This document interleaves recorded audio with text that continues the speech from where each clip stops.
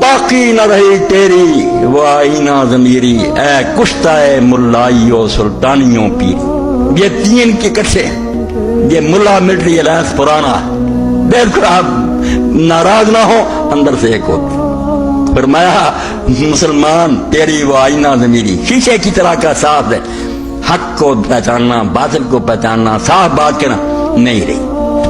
منافق اور بزرگ بڑھا دیا، باقی نہ رہی تیری وہ آئینہ ضمیری، اے کشتہ سلطانیوں ملائیو پیری۔ کشتہ تو مارا ہوا تین گروہوں کا، بادشاہوں نے سیاسی غلامی میں جکڑ لیا کہ ہم تخت پر بیٹھے ہیں جو جی چاہے گا کریں گے۔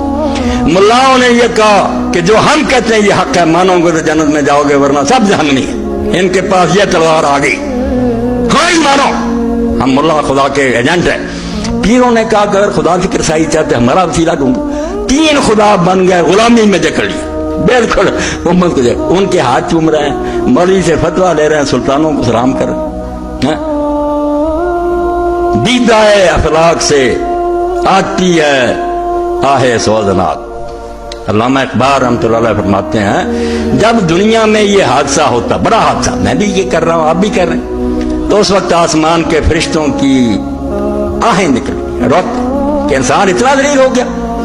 دیدائے افلاک سے آتی ہے آہ سوزناک، مرد حق ہوتا ہے جب مرعوب سلطان و امیر۔ مسلمان ہو کر وہ بادشاہ اور امیروں سے ڈر گیا، حق نہ کہہ سکا، ان کے سامنے جھک گیا۔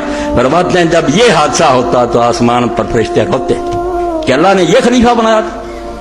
اور وقت کے حکمران سلطان و امیر تو لگا ہم تو ایک سپاہی کے سامنے حق نہیں کہہ سکتے، کہاں ہے وہ توحید، وہ لا الہ الا اللہ کہاں ہے؟ پھر یہ کہو کہ بت کو نہیں دیتے، پیر نہیں دیتے۔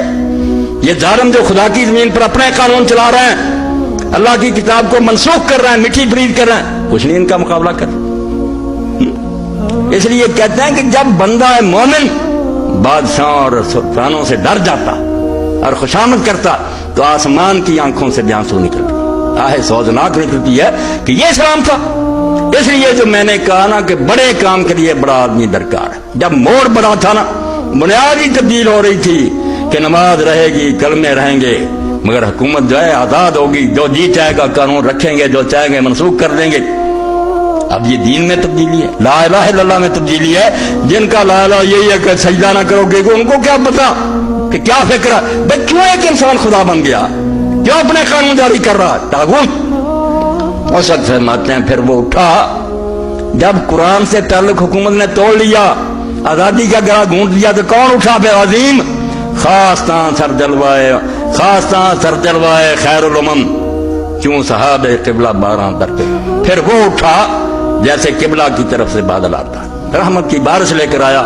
اس نے کہا لوگ چپ ہو گئے، ہو رہے، ان کا کیا بگڑا، یہ تو امتی سے حضور کو مانتے تھے، دین میں اگر تبدیلی ہو کیا ہے، وقت گزارتے رہیں گے، وظیفے ملتے رہیں گے، کعبہ میں یہ طواف کرتے رہیں گے، مگر یہ اللہ کا دین جو ہے اس کو بالکل انہوں نے کارنر کر لیا، کون اس کا روکے گا؟